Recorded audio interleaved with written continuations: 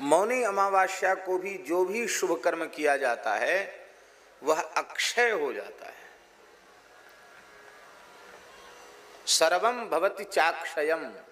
माघी अमावस्या को जो कुछ जप करो, तप करो, दान करो, पुण्य करो, जो कुछ करो, सर्वम भवति चाक्षयम, सब कुछ अक्षय हो जाता है।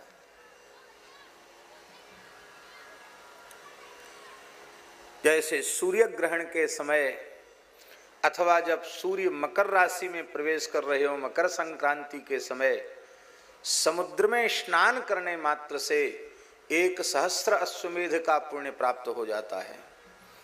ऐसे ही आज की तिथि पर भी वही पुण्य प्राप्त होता है। आप लोग कहेंगे कि हमें पुण्य की आवश्यकता क्या पड़ गई?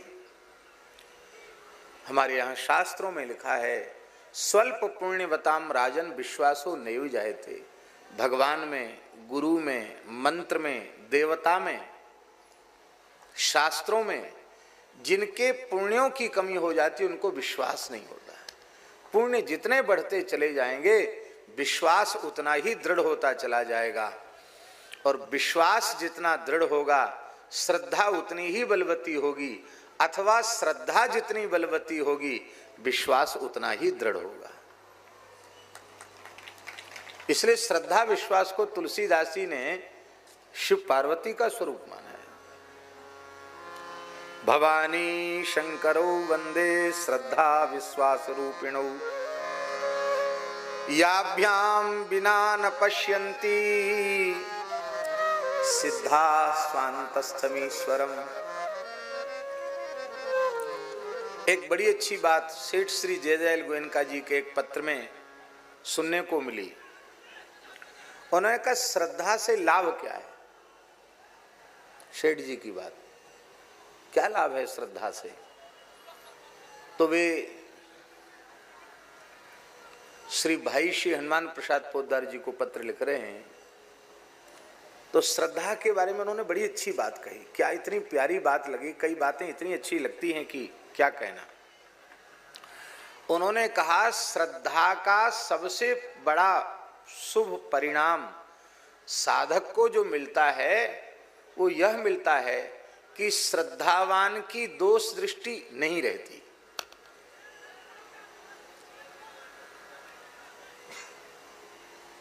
श्रद्धा अपनी सर्वोच्च कक्षा में पहुंच जाएगी तो भगवान को छोड़ के दूसरा कुछ दिखेगा ही नहीं। भगवान के अलावा कुछ है ही नहीं। जहां कहीं हमारी श्रद्धा उत्पन्न हो जाएगी वहां दोष नहीं दिखेगा। सेठ जी लिखते हैं, दोष का अनुभव होगा तो समझ लेना कि श्रद्धा समाप्त है, श्रद्धा उत्पन्न ही नहीं हुई।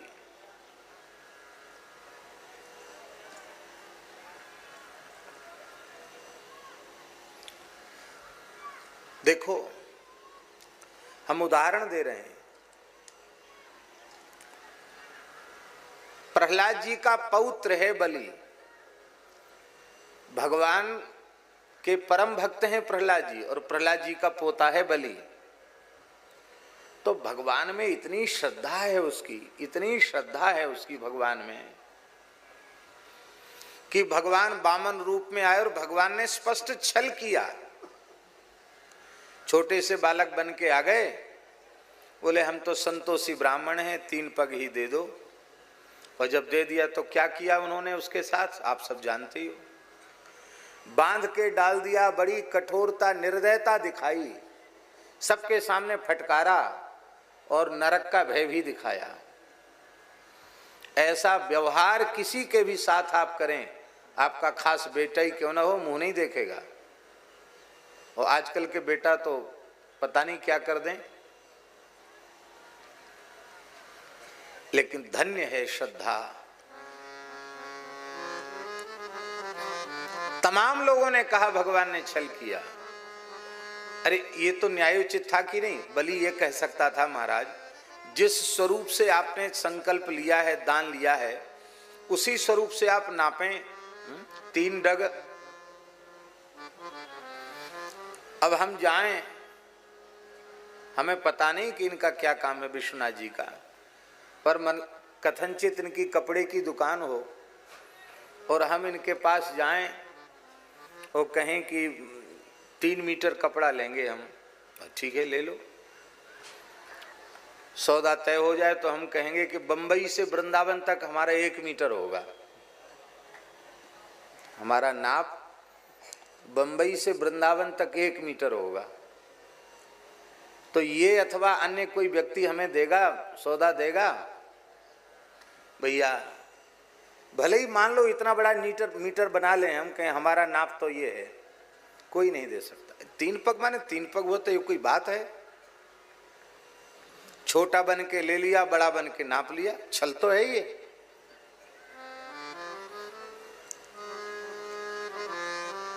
पर भगवान ने छल किया, भगवान ने दुर्व्यवहार किया, कठोर व्यवहार किया, लेकिन एक बार भी बलि के मन में यह नहीं आया कि प्रभु मेरे साथ छल कर रहे हैं, मेरे साथ अन्याय कर रहे हैं। बलि निरंतर भगवान की कृपा का अनुभव करते हुए एकदम भाव में डूब गया।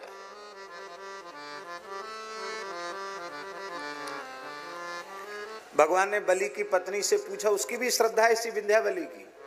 बोले देवी तुम अर्धांगिनी हो, तुम अपना मत दो, तुम्हारे पति की ये हालत है, कुछ कहना चाहते हो तो कहो, क्योंकि दान में तुम्हारी सहमति जरूरी है। विंध्यावली बोली भगवान आप तो करुणा सागर दया सागर हैं, आप जीवों के दोष देखते ही कहाँ हैं। आप मेरे पतिदेव ने आपके प्रति बहुत बड़ा अपराध किया है। पहले तो इनके मन में ब्राह्मण मानकर देने की श्रद्धा थी, और जब गुरुजी ने ज्ञान करा दिया था कि एष वैरोचने साक्षात भगवान विष्णुरव्ययः कश्यपा ददतिर जातो देवानाम कार्य साधकः, ये साक्षात भगवान विष्णु हैं। जब पता चल गया था मेरे पतिदेव को कि आप साक्षात परमात्मा हैं, तब तो इन्हें विवेक पूर्वक ये कहना चाहिए था, भगवान ब्राह्मण बालक मानकर देने में श्रद्धा थी, अब जब आप परमात्मा ही हो तो है हमारा क्या? ये तन मन प्राण सब कुछ आपका है, ये सारी धरती आपकी, सारा ब्रह्मांड आपका है। हे भगवान ये तन मन प्राण सर्वस्व आपके चरणों में निवेदित है, आपकी वस्तु आप जैसे चाहें उपयोग कर लें, कितना अच्छा होता। लेकिन देखो तो सही कितना बड़ा अपराधी है मेरा पति के अनंत कोटि ब्रह्मांड नायक सर्वेश्वर परात्पर परब्रह्म लक्ष्मी रमण को इसने भिक्षुक मान लिया और स्वयं झूठ मूठ का दाता बन बैठा। तुभ्यमहम संप्रददे, भगवान को देगा ये? आप बिल्कुल ठीक कर रहे हैं मेरे पतिदेव के साथ, ऐसा ही होना चाहिए, क्योंकि जिस अपराध का दंड यहां मिल जाता है उसका फिर नरक में नहीं भोगना पड़ता। बलि का मन भी खुश हो गया, पत्नी ने मेरे मन की बात कही, ठीक कह रही है, ठीक है मेरी गलती है। बलि को भी अपनी भूल का अनुभव हो रहा है। भगवान तो रो पड़े। भगवान ने कहा बस विंध्यावली ज्यादा मत बोलो, तुम दोनों ने हमको बिना मोल के खरीद लिया है, हम तो बिक गए हैं तुम्हारे हाथों।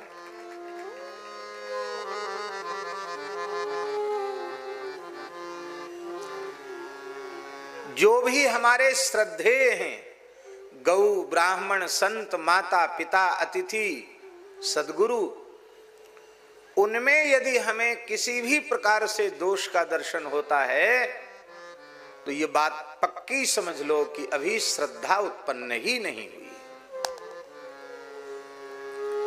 तो श्रद्धा की सबसे बड़ी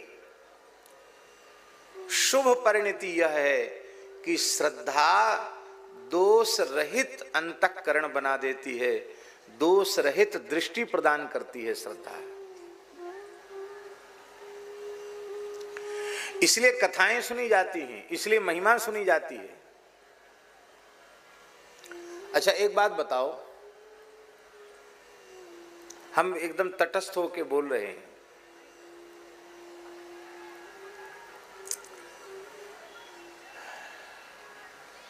कैकेयी ने वरदान मांग लिया तो राम जी का वनवास हो गया। दशरथ जी रोए, बड़े दुखी हुए और उनके प्राण भी चले गए। राम राम कही राम कही राम, राम कही राम, तनु परिहरि रघुवर विरह राव गयो सुरधाम। बंदऊ अवध भुआल सत्य प्रेम जेहि राम पद, बिछुरत दीन दयाल प्रिय तनु तृण इव परिहरिउ। पर आज के दृष्टिकोण से हम विचार कर रहे हैं,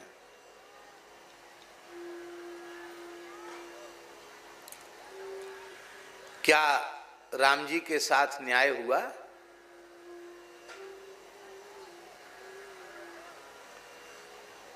भगवान नहीं, एक व्यवहारिक बात पूछ रहे हैं, क्या न्याय हुआ राम जी के साथ?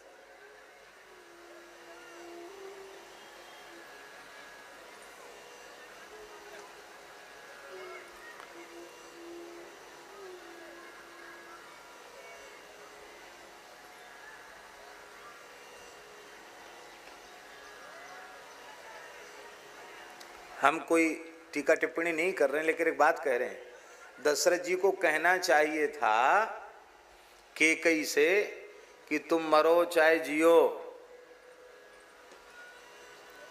बिना किसी अपराध के राम को हम वनवास नहीं दे सकते, और कुछ भी मांग लो नहीं मिलेगा, सब मिलेगा, ये नहीं दिया जा सकता है, नहीं देंगे।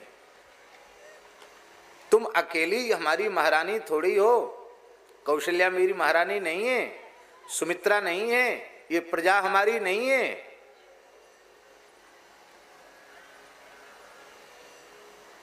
और ये तर्क भी दे सकते थे कि राम जी नहीं रहेंगे तो मैं भी जीवित नहीं रहूंगा, मैं जीवित नहीं रहूंगा तो कौशल्या सुमित्रा भी जीवित नहीं रहेगी।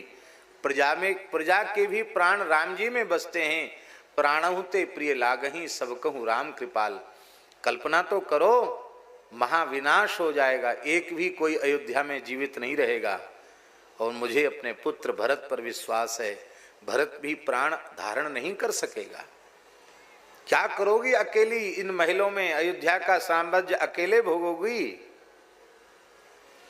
ये तुम्हारा विचार विवेकपूर्ण नहीं है। अथवा ये कहते कि नहीं हम देंगे तुमको, लेकिन पहले हम भरत जी को बुलाते हैं, शत्रुघ्न को बुलाते हैं, वशिष्ठ जी को बुलाते हैं, ऐसे थोड़ी। अरे मैं राजा हूं तो क्या मुझे इतनी स्वतंत्रता है कि गुरु जी से पूछे बिना मैं निर्णय ले लूं? सामान्य विषय पर निर्णय लिया जा सकता है, इतना महत्वपूर्ण विषय सारी प्रजा को, सारे राजाओं को बुला करके मैंने घोषणा की है राम जी के युग को युवराज बनाने की, और तुम्हारी बात को सत्य करने के लिए इतने लोगों के सामने झूठा प्रमाणित हो जाऊं? ऐसा क्यों नहीं किया? राम जी नहीं चाहते थे, सही बात तो ये, राम जी नहीं चाहते थे ऐसा हो। राम जी जो चाहते थे सो ही हुआ, क्योंकि अवतार का प्रयोजन कैसे पूर्ण होता। पर सच्ची बात यह है, वाल्मीकि रामायण में लिखा है, हम अपने मन से नहीं बोल रहे हैं, वाल्मीकि रामायण में लिखा है, लक्ष्मण जी ने सच्ची बात को कहा। लक्ष्मण जी ने कहा पिताजी स्त्रीण हैं, स्त्री में आसक्त हैं, स्त्री में आसक्त पुरुष का धर्म विवेक सब नष्ट हो जाता है। और इस बात के लिए राम जी ने लक्ष्मण जी को अनुशासित किया है। पिताजी के संबंध में ऐसा सोचना भी अपराध है। तो हम ये बात निवेदन कर रहे हैं कि राम जी के मन में पिता के प्रति दोष दृष्टि नहीं है, ना ही अपनी विमाता कैकेयी के प्रति दोष दृष्टि है। क्यों? पिता माता में जैसी श्रद्धा होनी चाहिए वैसी श्रद्धा राम जी में है, इसलिए न उन्हें पिताजी का दोष दिखाई पड़ता है, न उन्हें कैकेयी का दोष दिखाई पड़ता है। हमारे भीतर श्रद्धा उत्पन्न हो जाए तो हमें दोष अपना ही दिखेगा, दूसरे का दोष दिखेगा ही नहीं।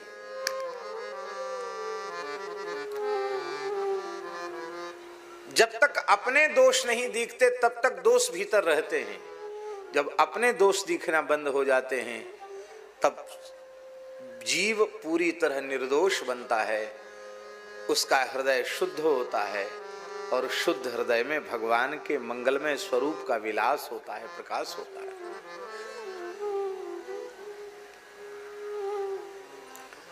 श्रद्धा हमें दोष रहित दृष्टि प्रदान करती है। ये इतना ही वाक्य आज मिला, पर उसी की व्याख्या, उसी की चर्चा हम कर रहे हैं। सेठ जी ने कहा श्रद्धा इसलिए आवश्यक है कि श्रद्धा हमें दोष रहित दृष्टि प्रदान करती है। दोष रहित दृष्टि। बलि को भगवान में दोष नहीं दिखा, इसलिए हमारे जीवन में श्रद्धा जरूरी है, विश्वास जरूरी है।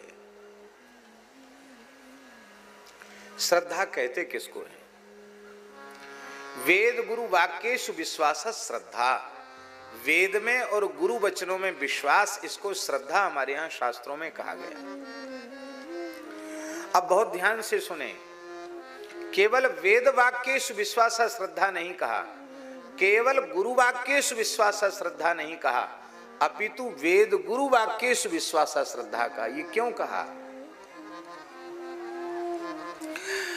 हमारा मलिन अंतःकरण वेद के सही सही तात्पर्य को क्या समझ पाएगा? क्या हम यह निश्चय कर सकते हैं?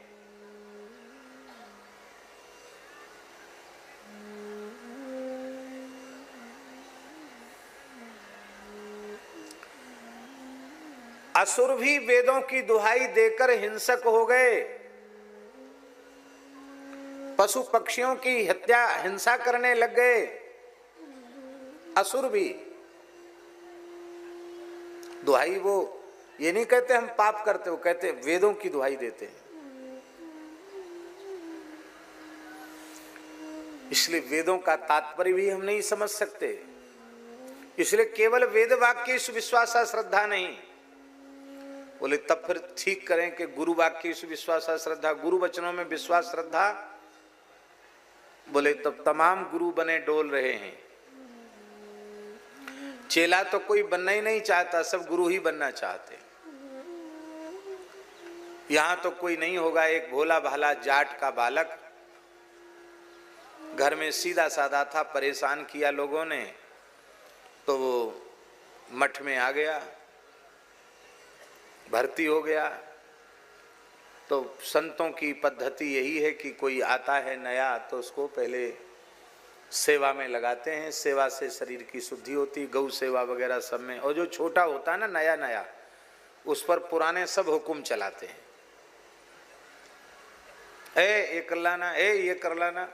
उसको सबकी सुननी पड़ती, नहीं सुने तो अपमानित भी होगा, हो सकता न रह पावे। तो आया था नया नया, उसको ज्यादा काम करना पड़े।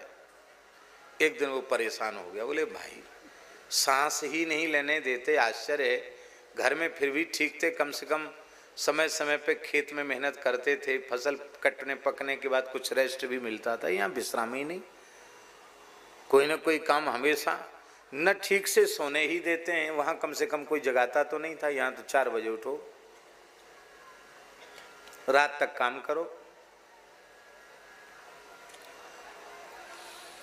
तो एक दिन वो दुखी हो गया, उसने कहा कि हम तो सोचते थे कि साधुओं में बड़ी मौज है, और ये तो बहुत खतरे का काम है भाई, हम तो परेशान हो गए, बहुत काम करना पड़ता है। अरे क्या बोलता है, नरक में जाएगा, काम करना पड़ता। काम क्रोध नहीं, भगवान की सेवा है। सेवा बोलो, काम मत बोलो, काम नहीं है, सेवा है। बोला हाँ महाराज सेवा ही। देखो गुरु भाई, जो भी यहाँ आता है ना स्थान में, सेवा सबको करना पड़ती है, सबको करना चाहिए। आप लोग तो उतनी नहीं करते, कम कम करते, हमको ज्यादा। बोले अभी तुम नए हो ना, हम लोग पुराने हो गए हैं, पर करते तो हैं हम भी सेवा। तुम भी जब तुम्हारे नीचे भी 10-5 की भर्ती हो जाएगी तो तुम भी पुराने हो जाओगे। बात होते होते अंत में उसने कहा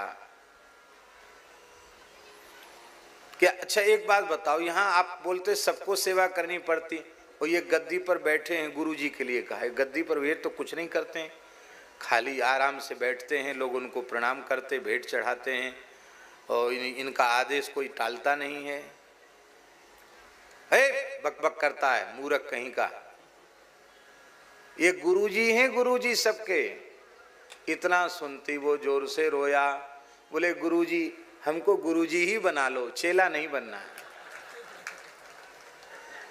क्योंकि चेला बनना बहुत खतरे का काम है। तो कहने का अर्थ है भैया,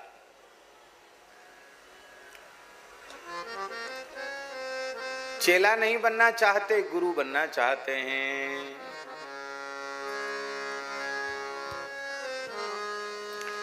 कई बार गुरु भक्ति की बात भी, उसके मूल में यह भाव कई बार मन में छिपा रह जाता है कि हमारी पूजा हो, पर गुरु निष्ठा की बात, गुरु भक्ति की बात इसलिए नहीं है कि हमारी पूजा हो, हमारे हृदय में भी गुरु के प्रति श्रद्धा निष्ठा और अधिक बलवती हो, परिपक्व हो। जैसे भगवत गुणगान से भगवान के प्रति श्रद्धा विश्वास दृढ़ होता है, ऐसे ही संत महिमा, गुरु महिमा, इनके गान से इनके प्रति श्रद्धा और विश्वास दृढ़ होता है।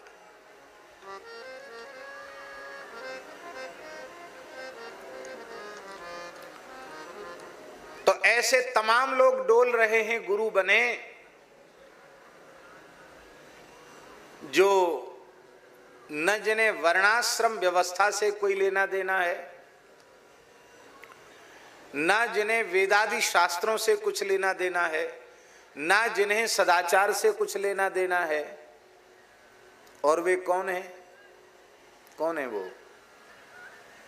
महाराज बड़े गुरु तो वही हैं जिन्हें धर्मशास्त्र से लेना देना न हो, सत्य सदाचार से लेना देना न हो, ज्ञान भक्ति वैराग्य से भी लेना देना न हो, जो कोई मनमुखी बात गढ़ करके सामने प्रस्तुत कर दें, वे ही कलिकाल में बड़े गुरु माने जाते हैं।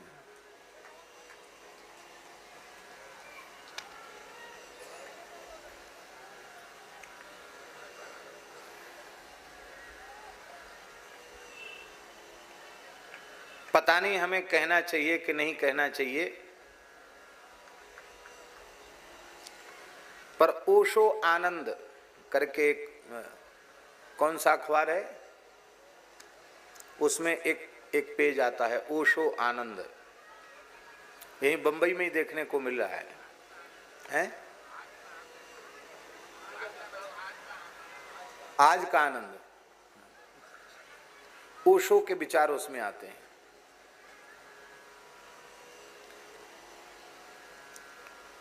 आज राम राज्य के खंडन के बारे में ओशो के विचार है। राम राज्य आदर्श राज्य नहीं था,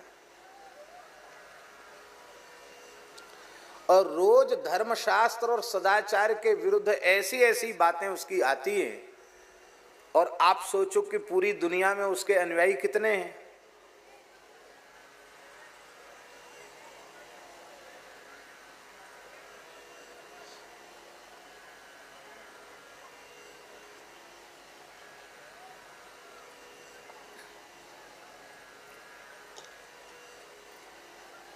हमारे पूर्वज, हमारे ऋषि मुनि महात्मा, उनको ज्ञान नहीं था।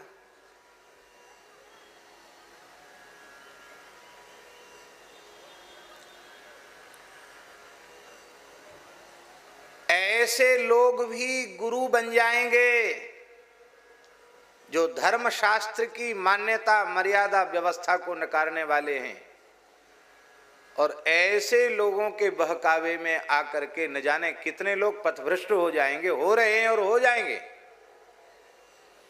इसलिए केवल गुरु वाक्य विश्वास श्रद्धा नहीं, वैदिक सदाचार संपन्न जो महापुरुष हैं, वेदादि शास्त्रों में जिनकी श्रद्धा है, वर्णाश्रम में जिनकी श्रद्धा है, रामकृष्ण नारायण में जिनकी श्रद्धा है, गौ ब्राह्मण संत अतिथि माता पिता तुलसी पीपल, इन सब में जिनकी श्रद्धा है, ऐसे श्रद्धा संपन्न जो महापुरुष हैं, ऐसे महापुरुषों को गुरु कहा जाता है।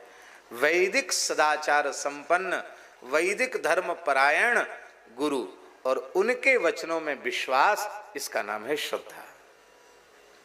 इसलिए केवल गुरु वाक्य विश्वास श्रद्धा करने से कहने से भी दोष आ जाएगा, और केवल वेद वाक्य विश्वास श्रद्धा कहने से भी दोष आ जाएगा। इसलिए वेद गुरु वाक्य विश्वास श्रद्धा।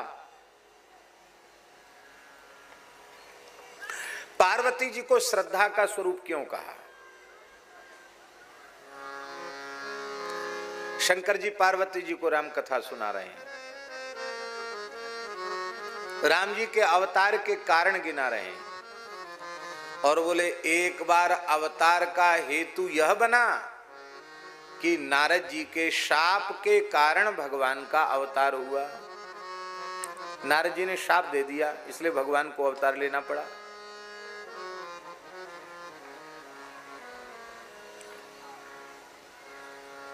पार्वती जी को कहना चाहिए था राम राम राम राम राम राम राम राम राम राम राम राम। बड़ा बुरा हुआ। गुरु जी की बुद्धि कैसे बिगड़ गई बताओ, अपने भगवान को इन्होंने श्राप दे दिया। कैसे भगत, कैसे गुरु? ये बात उनके मन में आनी चाहिए थी। लेकिन वहां मानस जी को आप उठा करके देखें, पार्वती जी कहती का अपराध रमापति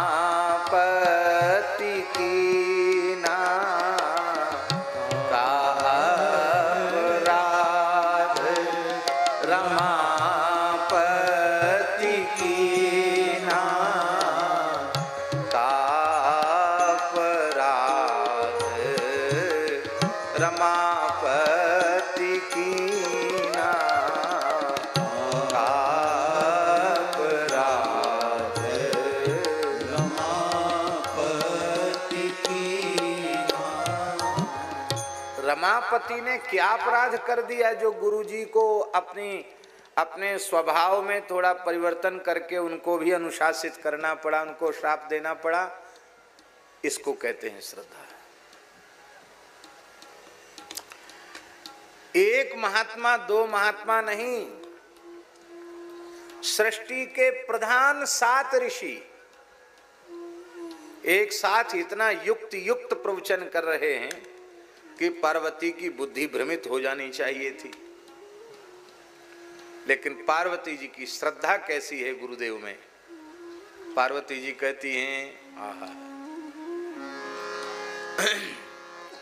तजाऊं नारद कर उपदेशु, तजाऊं नारद कर उपदेशु, आप कहीं शतवार महेशु, आप कहीं शतवार महेशु, हाँ आप कहीं शतवार महेशु, आप कहीं शतवार महेशु। गुरुजी ने कहा है पार्वती तुम्हारा लक्ष्य शिव जी के चरण कमलों की प्राप्ति है। लक्ष्य 10-5 बार नहीं बनता है, बन गया सो बन गया। जन्म कोटि लग रगड़ हमारी, जन्म कोटि लगी रगड़ हमारी, बरऊं शंभुनत रहूं कुंवारी, बरऊं शंभुनत रहूं कुंवारी।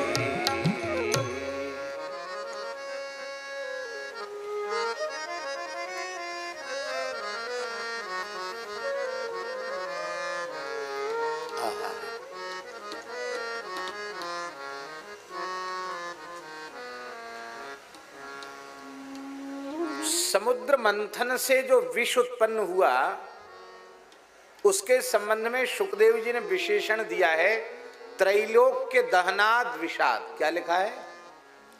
त्रैलोक्य दहनाद विषाद। वो इतना भयंकर जहर था कि पीने की जरूरत नहीं थी। वो हालाहल विष यदि रहा आता तो तीनों लोग जलकर उसकी ज्वाला से भस्म हो जाते। त्रैलोक्य दहनाद विषाद। खाने सूंघने की भी जरूरत नहीं थी, उस जहर से ही सब जल जाता। और इतना हालाहल विष भी मेरा कुछ नहीं बिगाड़ सकता है। क्यों? क्यों नहीं बिगाड़ सकता? धन्यास्ते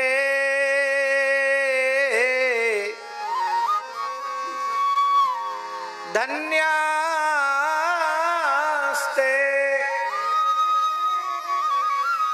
कृतिनः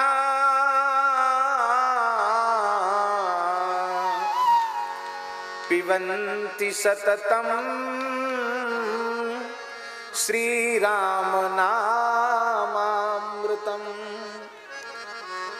ते कृतिनः, ते भाग्यशालिनः, वे बड़े भाग्यशाली हैं, धन्यवाद देने के योग्य हैं, जो सतत श्री राम नामामृत को पीते हैं।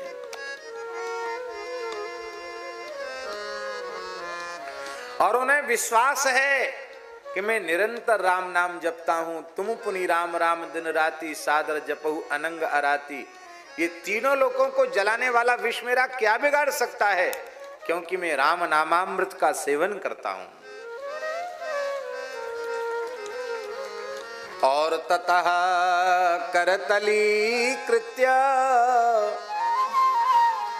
व्यापी हालाहलम विषम अभक्षयन् महादेवः कृपया भूत भावना। रा कह करके भोले बाबा ने मुंह खोला और विष पी करके मां बोला राम। रकार मकार के संपुट में विष को रख दिया। अच्छा एक बात बताओ, हम आप सब जानते हैं कि सबके हृदय में भगवान बसते हैं, जानते हैं कि नहीं? कौन ऐसा है जो ये न जानता हो? सब जानते हैं कि नहीं? जो न जानता हो सो हाथ खड़ा करे। वाह जी वाह, सबके सब तत्व ज्ञानी हैं, सबको दंडोत प्रणाम।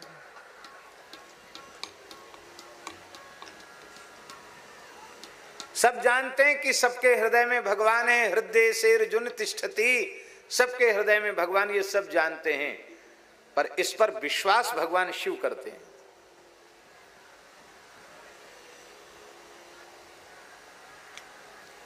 हमारे हृदय में श्री ठाकुर जी बसते हैं, उसमें काम क्रोध की अग्नि जलनी चाहिए, उसमें लोभ की अहंकार की दुर्गंध आनी चाहिए। शंकर जी ने विष नीचे क्यों नहीं उतरने दिया? मेरे हृदय में प्रभु विराजते हैं, ये विष उन्हें पीड़ा पहुंचाएगा, अपने कंठ में रोक लिया। हमारी ये समझ में आ जाए हमारे हृदय में ठाकुर जी बसते हैं तो न काम रहेगा, न क्रोध रहेगा, न लोभ रहेगा, न मोह रहेगा, न मद रहेगा, न मात्स, कोई विकार रहेगा ही नहीं। पर हम ये भी कहते हैं कि हमारे हृदय में प्रभु विराजते हैं, बसते हैं सबके हृदय में, और उन प्रभु को हम काम क्रोधादि की आग में तपाते, पीड़ा भी पहुंचाते हैं उनको।